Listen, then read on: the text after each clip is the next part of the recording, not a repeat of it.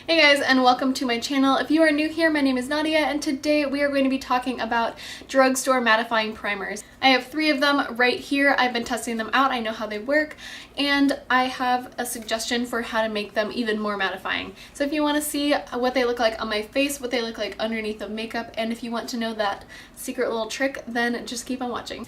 Okay, so as a little background, I do have combination skin. I tend to be acne prone, but my skin gets dry around my mouth and my cheeks, but around my T-zone it gets pretty oily throughout the day. So I've been trying out a lot of drugstore primers, and I have 3 right here that I want to talk to you about. So the first one is this e.l.f. Mattifying HD Balm. This one looks like this. It's just like a balm in a little compact.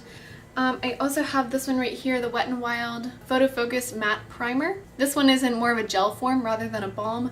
And then I have the L'Oreal Infallible Matte Lock Primer.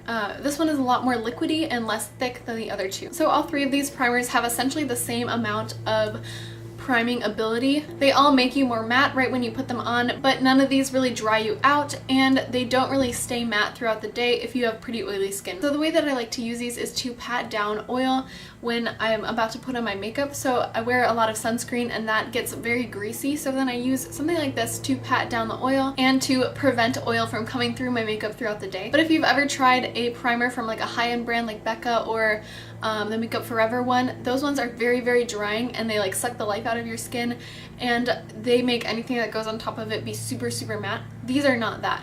These are just a little bit mattifying, but they don't suck the life out of your skin. Sometimes I like a primer like the Becca one or the Makeup Forever one, but as far as the drugstore goes, you pretty much only have the options of these kinds of primers. For demonstration purposes, I'm going to put this one on my forehead. I'm going to put this one on the left side of my face, and then this one on the right side of my face. So I'm just going into this one with my Beauty Blender. This is my favorite way to apply this. It comes with a little sponge, but I don't really like that one. I'm just going to stamp that on my forehead.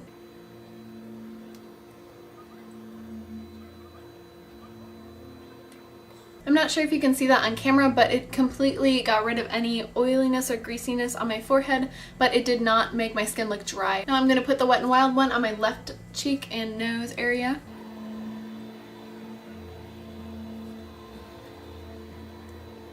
So this one did the same sort of thing. It just got rid of a little bit of the shininess, but it didn't leave any dry patches behind. This one comes in a tube with a very small opening, and you can just get out exactly how much you need. Again, I'm not sure if you can really see it on camera, but my skin definitely in person looks a lot less shiny. But I know that this look doesn't really last with these primers because they're just not mattifying enough to keep you matte all day. So what I do to give it the same sort of effect as a high-end mattifying primer, I will set my entire face with powder before I even put on foundation. You might be a little bit scared of this because you are taught not to put foundation or a cream on top of a powder, but I promise you, if you set down a matte foundation with a powder like this one, it will just make your primer stay matte a lot longer than it would without this.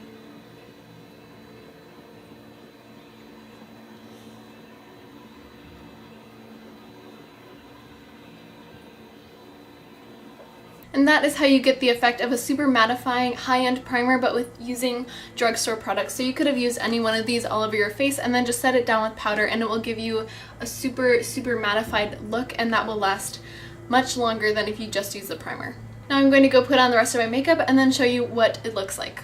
Okay guys, so this is what my makeup looks like with these 3 primers underneath, right here, and right here, and then I have powder on top of that. So this is what my makeup looks like with a full face. As you can see, my makeup does not look cakey. It doesn't look weird from having a cream on top of a powder. That's what I would suggest if these primers aren't enough for you. But as far as the individual primers, I like this one because it's very easy to just stamp it on. But this has about the same staying power and mattifying power as this one right here, the Wet n Wild Photo Focus Matte Primer. These 2 I would say are equally on par with one another. This one is definitely a step up, but it's a lot more expensive than those other 2. It's about twice the price, I believe. This one is a little bit more mattifying than those other 2, but all 3 of these are not as mattifying as like the Becca matte primer or the Makeup Forever matte primer. Those ones are very, very drying, and they will give you the same effect as if you put powder on top of these. So if you are on a drugstore budget, I would suggest just doing that method to get the most out of your mattifying primers. Okay guys, so that wraps up my rundown of the drugstore matte primers that I've tried out. I've tried out a bunch of them, and these ones are the best that I've found at the drugstore, but again, you have to use that method of applying a powder on top if you are very oily. So I hope that this helped you if you are looking for a matte drugstore primer and want to know how to get the most out of it. Thank you guys so much for watching. I really appreciate it, and I will see you in my next video.